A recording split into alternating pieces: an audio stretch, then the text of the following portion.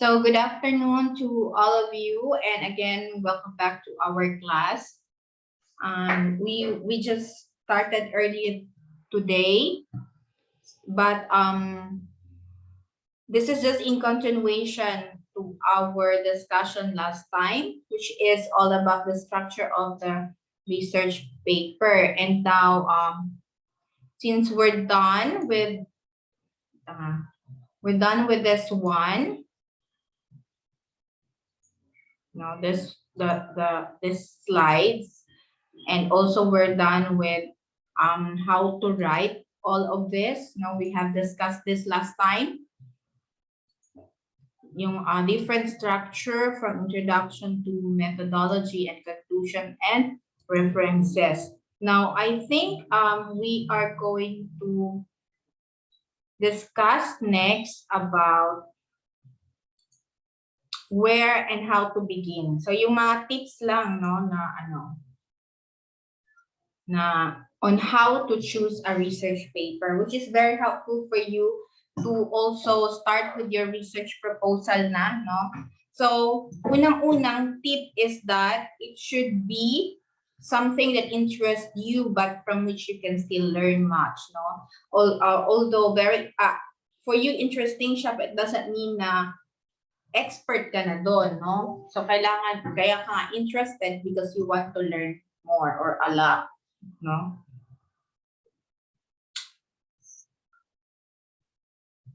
Okay.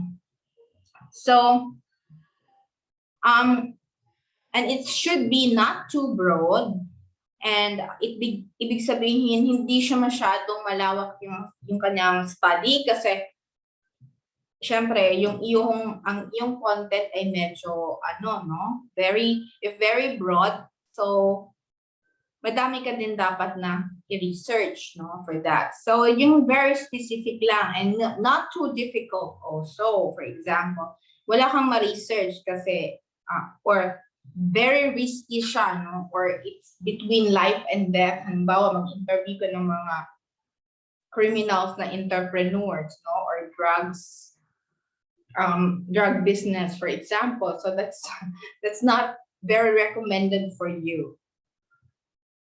So we have also one for which you can find materials from popular magazines or books aimed at general reading. So usually yung interesting na madami ka rin makuhang mga references. So yun lang piliin mo. And also what's most important for you to graduate is just mag-practice lang naman kayo, no? Saka na kayo, if you really wanna proceed with inyong MS degrees, no? And you can do a lot more or better.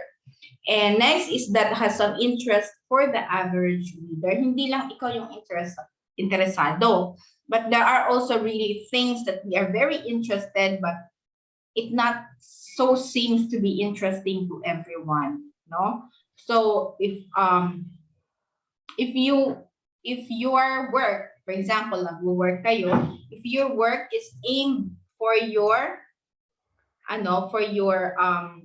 for a general reader, for example, if you are working in a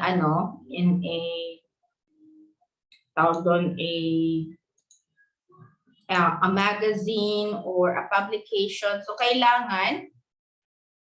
kailangan talaga, it should be very interesting to the general reader or average reader.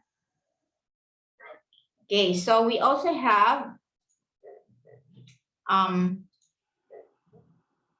how to gather the materials, no? Una, it could be through observation or experience. So you can actually narrate your own experience, halimbawa, on your previous experience, no? So that's a real testimony, although hindi talaga siya, it's not a very concluding remark kasi it's only based on your insight and on your experience. Hindi natin alam na baka na coincidence lang siya or nagkataon lang talaga, nagkatagpo, no, ganon. And or you can also do interview, no? Or you go to the library and also we have special bulletins and reports that you can read, you know. So there are common type of outline. As I have said, sa review of literature ninyo, dapat nakatopic siya or even in yung body of results and discussion. So, dapat ganito, no? Halimbawa, chapter 1, yung main idea or halimbawa, introduction. But for introduction, usually, ano lang talaga yan, wala yung subtopics. But if you are inside your results and discussion and also under your review literature, dapat naka-subtopics siya ng mga ganun, no? So have some ideas of topics in which you'll be needing information. So yun yung mga subtitles mo, and begin your reading with a few general articles which give an overall survey. So una, i-introduce mo muna ano yung mga topics na yun. And then one by one, you describe each topic. And try to anticipate the important questions for your paper will have to answer. So, ano kayo yung pwedeng tanong, no, tungkol sa inyong agribusiness research proposal or presentation or report? So, kailangan nandun na yung sagot. Hindi yung magtatanong pa talaga yung readers, no? And jot down what seems to be the major division of the subject. So, unang gagawin talaga, mag-layout ka muna kung ano ang pwede mong subtitle.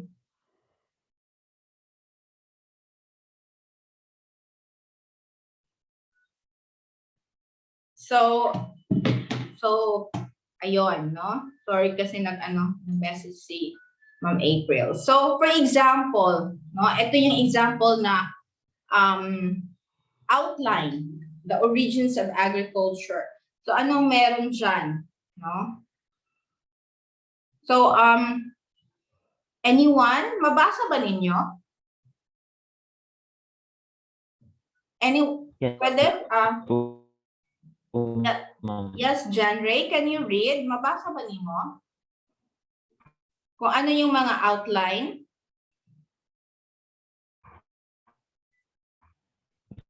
Mabasa ninyo, John Ray?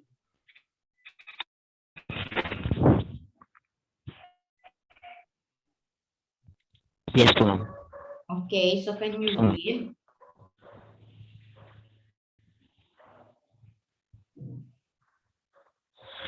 So, origins of agriculture. Agriculture and gathering. Subtopics are advantages of agriculture. The advantages of agriculture are more efficient use of land.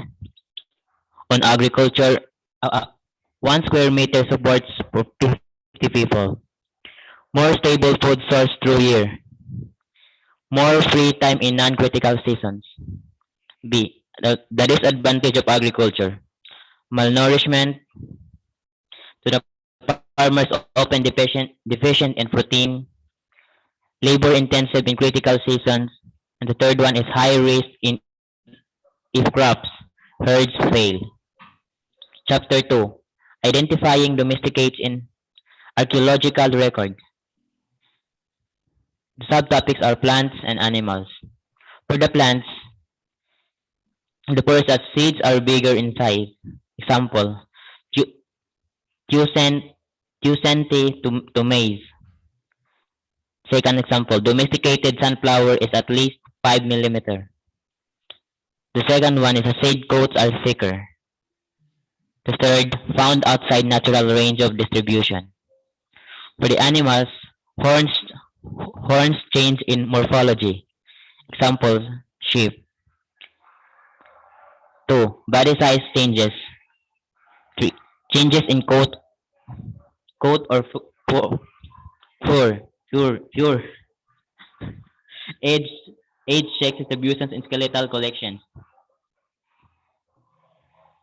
There are 3 age sex distribution in skeletal collections: few old males, many slaughtered young males, and many old females. The fifth one is the found outside natural range of distribution. Tapos na po, ma'am. Okay, so thank you very much, John Ray. Practice pa lang to, John Ray, ha, sa imong report. Ready na kasi mo report? Di pa, ma'am. Nag-penalize pa. Sige. So let's try, let's see on Friday. But if still you're not ready, then pwede tayo mag-extend, no? So, kinsay sunod kay John Ray? So, anyway, one reporter lang tayo per meeting, no? So, we'll just discuss that on Friday. So, we also have, next is, yun yung mga example, no? So, quoting means to repeat another source word for word using quotation marks. So, you can also use quoting in order to write your write-up, no? So, you just have to copy, but you have to enclose them with quotation marks kasi dapat entuto talaga yan. Wala kang dinagdag, wala kang na-delete. So, halimbawa, according to your interview, according to, for example, Miss Sarah Roldan, to be a good businesswoman is to be risky. For example, ganon, sabi niya sa quotation mo yan. Kasi exactly yun yung sinabi niya.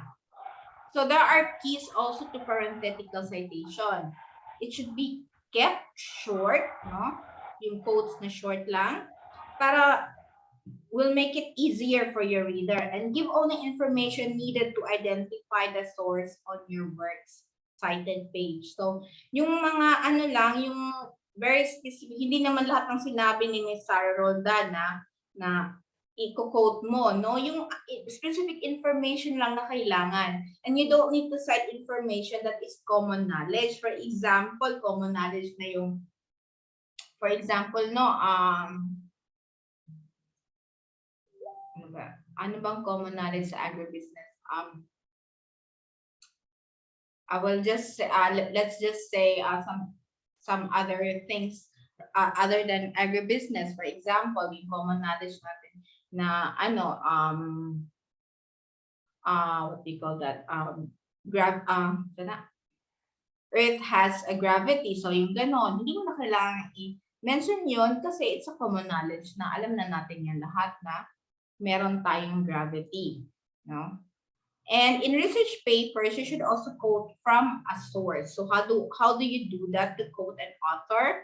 So to show that an authority supports your point. So sometimes, kahit nabasa mo lang siya, hindi mo yan sariling idea, pwede mo siya talagang isulat, no, into your own words without quoting the author.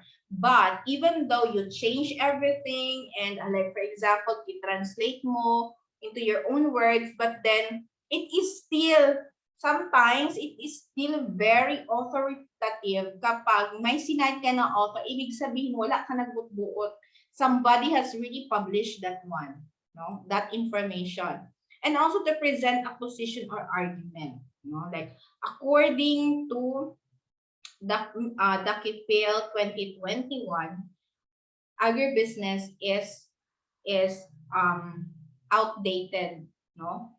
But Mejos Aya 2021 said that it is still very let's say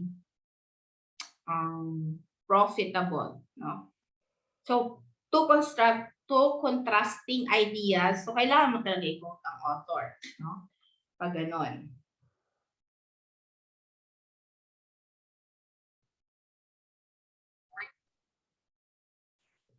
So, and also to include especially moving or historically significant language, no? For example, meron kang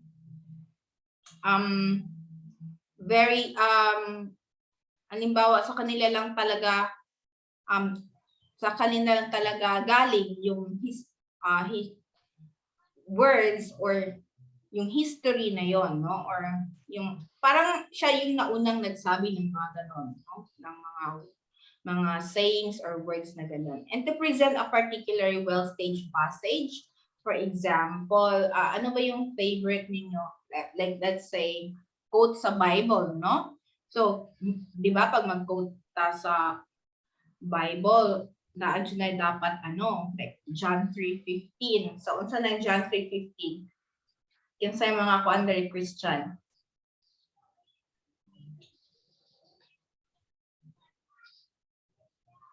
So, unsa na siya? Sheni. Or wala makakuan. So, it's my favorite quote from the Bible kasi. Amot lang, nila na ko siya makalimtan, no? But maybe I forgot already. So, but for as far as I remember, it's for God so loved the world, He gave us His only Son. No, tama ba ko? Kasi mga Christian dara.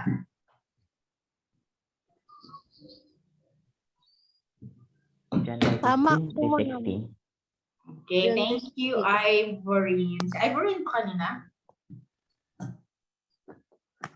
Yes, ma'am. Okay. So, parang mga ganun, no? Or for example, kanang, what is beauty for you? No? Ano ba? Ay, yung sinabi ni Miss Universe na yung bigyan ko na ako ba memorize, no? Yung mga sagot ng mga Miss Universe. So, yung ganon, no? Hindi ko ma-memorize. Or beauty is in the eyes of the beholder. Pero promo naman na siya. So anyway, moving on, we also have the so-called plagiarism. So, you should always be original and don't plagiarize in documenting a source. So, ibig sabihin, you are plagiarizing means owning a particular sentence, words, or idea into your own. No, na hindi naman yun sa'yo. No? So, we have una, passing of someone else's work as your own, no? Di imong giako, or whether we do this deliberately or not.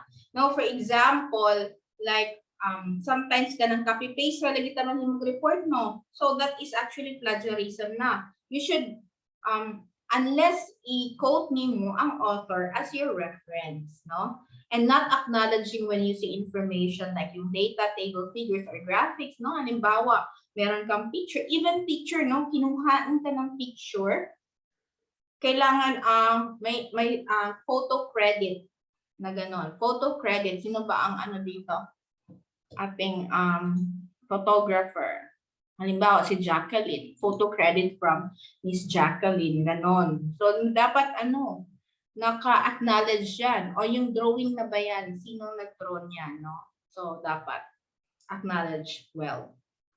And inadequately paraphrasing a source. Like, because you're asked to write into your own words or your own write-up, now you're trying to change the thought, no? I-paraphrase mo pero pag to the extent na na-change na yung thought, na mali pa yung grammar, so that's plagiarism. So these are the three key indicators that you are doing that, no? And sometimes we are just naive, no? Or kanang wala lang takabalo, but sa tawag na,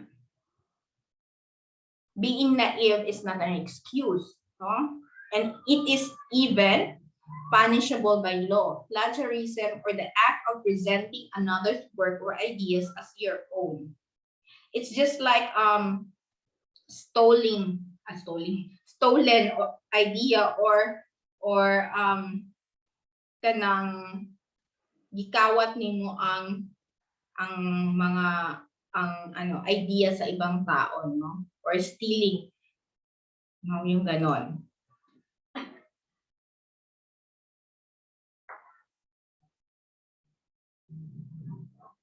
Okay, so that's plagiarism. So, ano bang kaibahan ng plagiarism sa paraphrasing? So, pag direct quote from research, ito yon, no? Japan's beautiful Mount Fuji last erupted in 1707 and is now classified as dormant. Dormant volcanoes show no signs of activity, but they may erupt in the future. This is the direct quote, so kinote mo siya. So that's paraphrasing. Now, ito, non-plagiarized paraphrase. Mount Fuji, the highest mountain in Japan, is actually a dormant volcano. Dormant means that it's not active. So, change mo siya, diba? but the last time the Mount Fuji erupted was in 1707, and there is always the possibility for a future eruption. So, hindi ka na-plagiarize kasi the same thought lang siya. No? So, ito rin is direct quote or paraphrase kasi may quotation siya. Ito yung original na sinabi, but when you're going to paraphrase that one or i-change nimo into other words without changing the thought, no? So it's not plagiarized na paraphrase. So ito, direct quote from research and another example non-plagiarized paraphrase, no? Like, let's just read the first sentence. 3 weeks after Katrina warnings of the arrival of Hurricane Rita sent residents of cities such as Houston, Texas, rushing to evacuate, fearing for their lives, no? And this one is written like this. Shortly after Hurricane Katrina devastated the city of Houston, Texas, a warning for a new hurricane named Rita was broadcast, which caused many people to panic and flee the city. No, so iba ang pagkasabi, pero the same thought pa rin siya. No, that's an example. So why so that is the most important, yung quotation or paraphrasing, plagiarism. Those are the two most important technique or tip on how to write without plagiarism, no? So another one is to use a very consistent format. Dapat nakabase yung format mo doon sa mga whether it is you follow that one in the journal publication that you are going to publish your paper, so that's important. But prior to that, meron talaga tayong mga format na organize, and we have to be consistent, no? Pwede naman kahit anong format gagamitin mo, but when you use a particular style, it should be uniform from page 1 to the end, no? Hindi pwede nga ang references mo, ang pagka-quote mo ng author, iba ang style and format, no? Lahi-lahi siya upuan kasi copy-paste mo lang.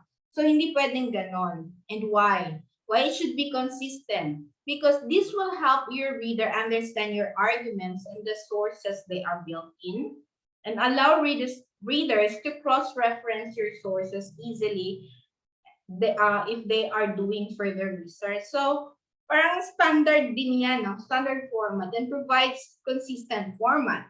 No?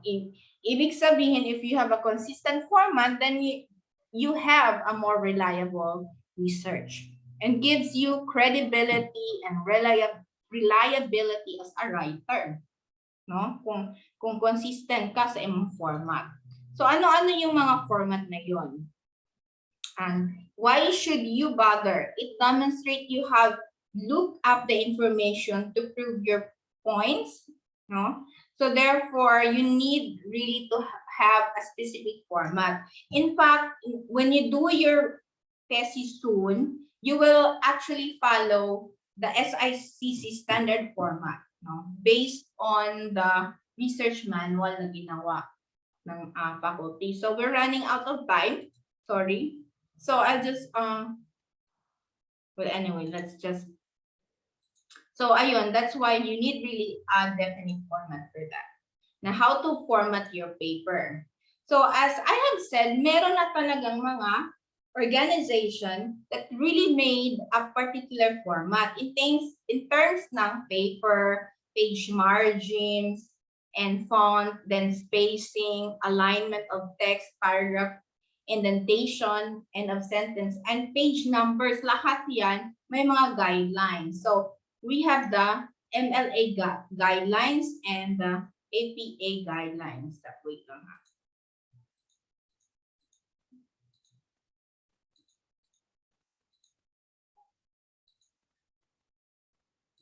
Hindi ko mahanap kung anong meaning ng basta Association of Psychological wait lang. Na sila yung mga meaning na MLA. Pero eto pala. Anong manggod na ako na sorry, na miss din ako ng page. Diretso ko dali. Okay, so these are the different format of your research paper. So we have the MLA format, the Modern Language Association. So these are the association na meron silang ginawa ng official guide to nonfiction, but this is for nonfiction writing.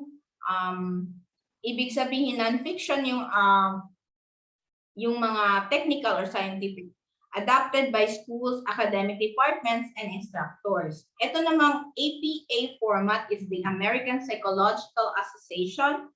So, sa mga psychologists yan. And this is the modern language, so sa mga linguistics. So, this APA, or is an academic format, also used to cite sources within the social sciences. No? Kasi mga psychologists sila and used by various other scientific journals, even yung mga medical, public health journals, textbooks, and academia. And even lahat sa agriculture, no, and agribusiness. And we also have another format, although there are a lot of formats which are combination na and parang na siya, adopted na ang mga standard format na ito. So the ACM format, or the Association for Computer Machinery naman, no? This is the largest and oldest international scientific and industrial computer society, where they also publish their own journals for proceedings. So meron din silang sariling mga guidelines. So ito na yung, for example, no, sa title page.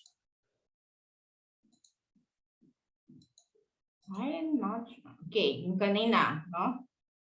Yung page number, for example, no?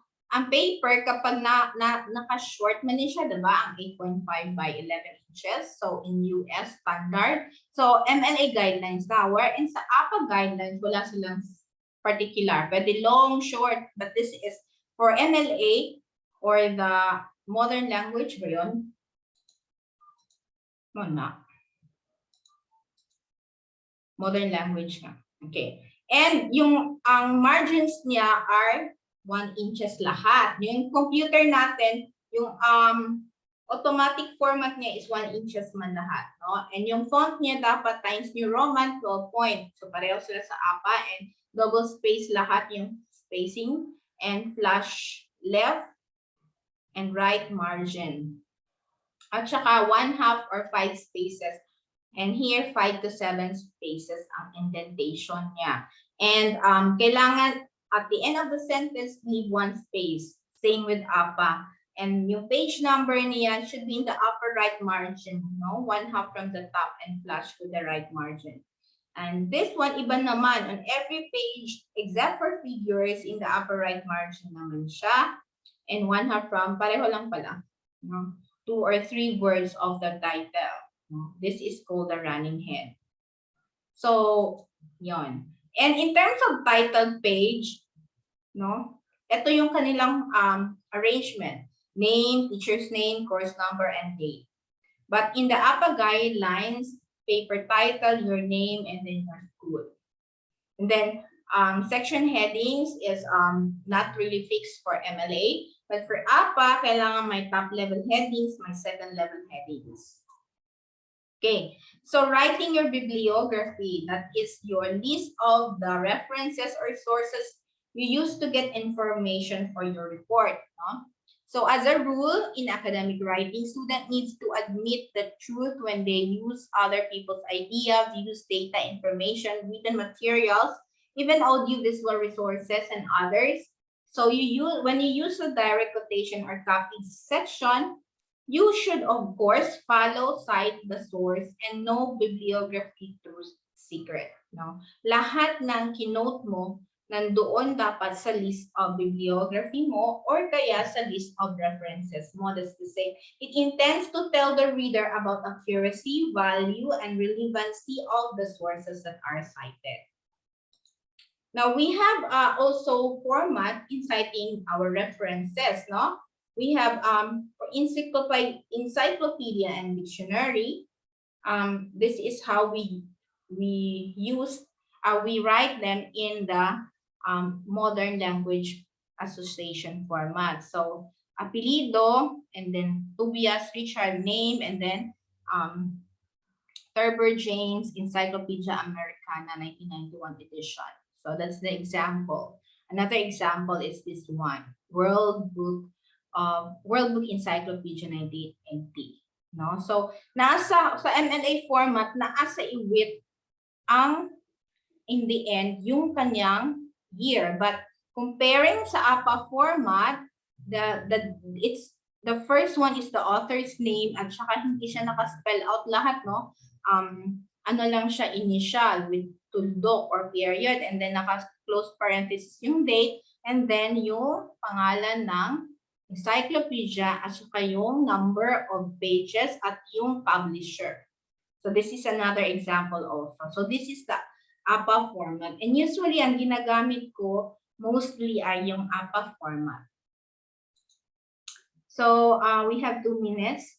For magazine and newspaper articles naman, this is how it is written. So sa MLM, the same pa din, but the author, the title with the quotation, and then the New Yorker at ang ani.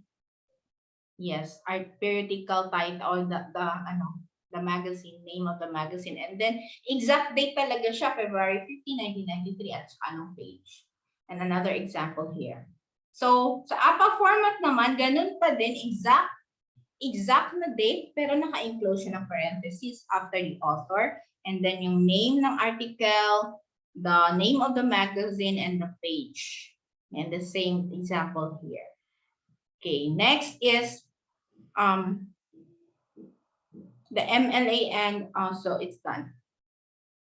So do you have any questions or clarification? We still have 2 minutes left for your question and clarification.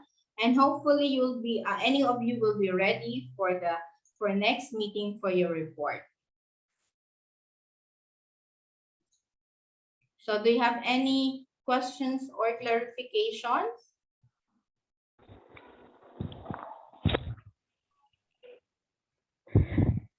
Huh?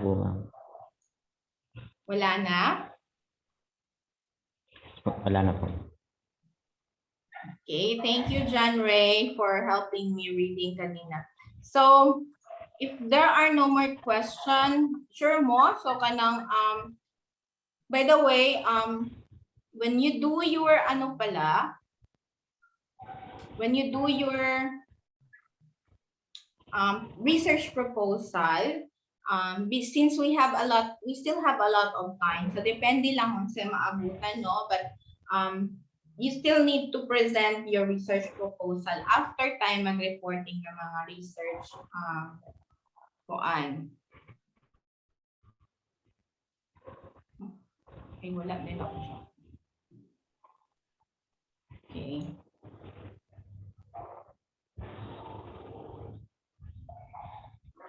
So we still need to do the reporting after for final. So for now, yun lang muna, and thank you very much for joining with me this afternoon, and I will see you again on Friday kung wala na talagang mga tanong. So group 2, if ready na pud mo in advance, although mga next week pagod mo, no? Or depende po